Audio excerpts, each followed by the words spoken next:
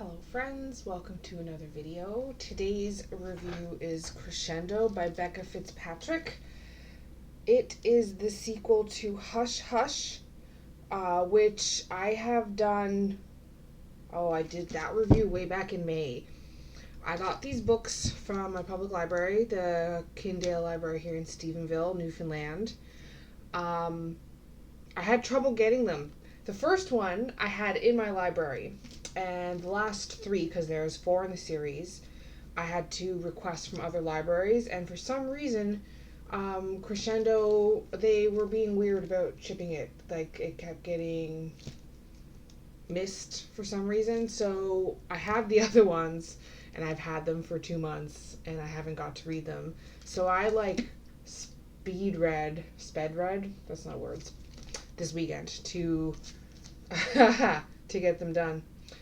But yeah, so the inside. Nora Gray's life is still far from perfect. Surviving an attempt on her life wasn't pleasant, but at least she got a guardian angel out of it. A mysterious, magnetic, gorgeous guardian angel. But despite his role in her life, Patch has been acting anything but angelic.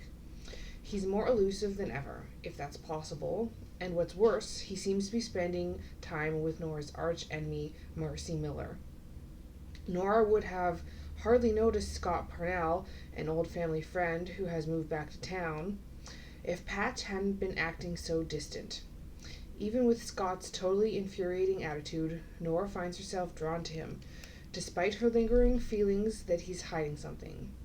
If that weren't enough, Nora is haunted by images of her murdered father and comes to question whether her Nephilim bloodline has anything to do with his death.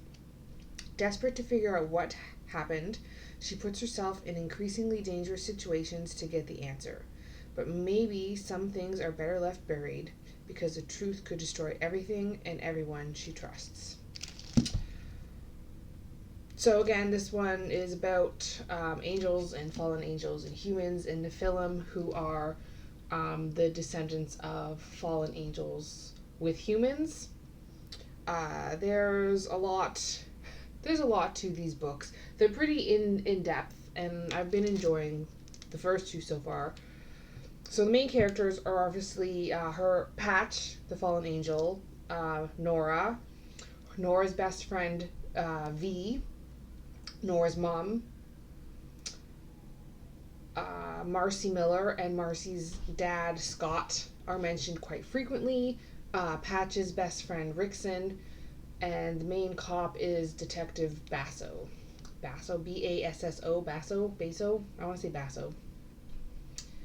So those are the main characters. This one I found frustrating. I should mention that it is based in the real world, so it's, why can I remember, urban fantasy? There are no dragons, but there are angels, so there's that, but you don't really see their wings, which is kind of annoying. They talk about not seeing their wings at all. It's a little bit of a romance, but not really. I found this one to have way more arguing and fighting in it. We kind of need that to build the story, and we kind of need that for the plot line and everything, and there's reasons for it, but it's frustrating because Nora and Patch are supposed to be the main characters, the togetherness, and they spend very little time together in this one. I get why they do it, but it was really bothering me. I've had many people, I shouldn't say people in person, online, things I've read about the book from other bookstagrammers and whatnot, and they absolutely love Patch. And the first 2 books make it hard to do. I get his motives, but they don't really show his good side very well in the first 2 books, and that's just my opinion. Maybe other people reading it will see it a little bit differently.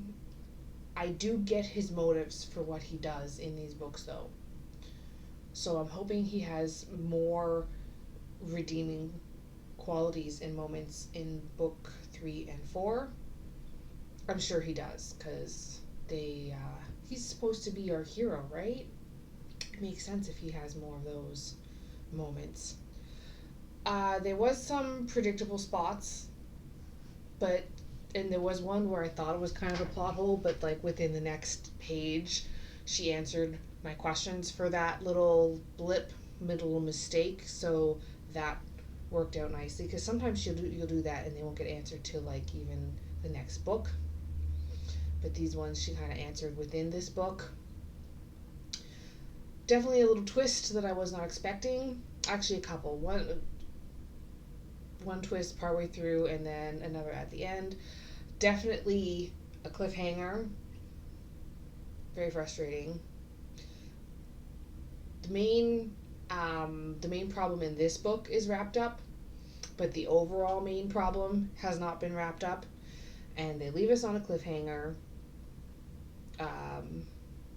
A kind of intense one. I'm so glad I have the next book so I can dive right into it and find out what happens, because it's dramatic. It happens, right? I'm trying to remember the name of the book I was reading recently that it reminded me of, like the one I was reading. I did reviews on it too. It was a post-apocalyptic book with angels.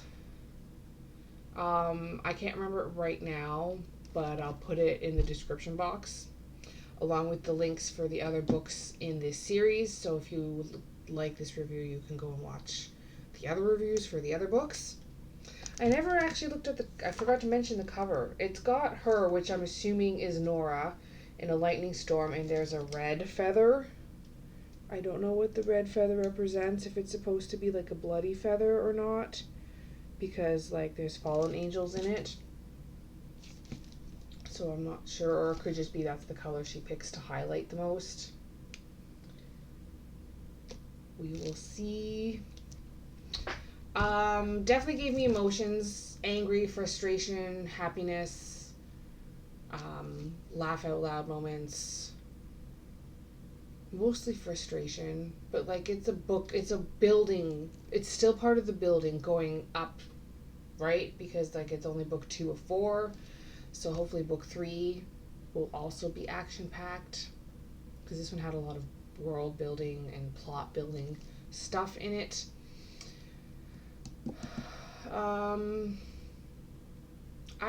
I love the writing. I absolutely love the writing. Like I said, I've had a busy weekend, and I got this done in, well, technically in 3 days,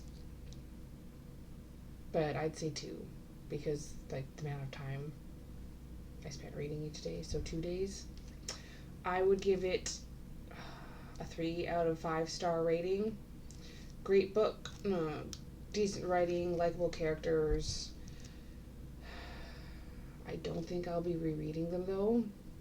I want to see what the rest of this series holds for me, because even though I rate this one 3 out of 5 stars, the overall series might be higher, and that'll change depending on book 3 and 4, obviously.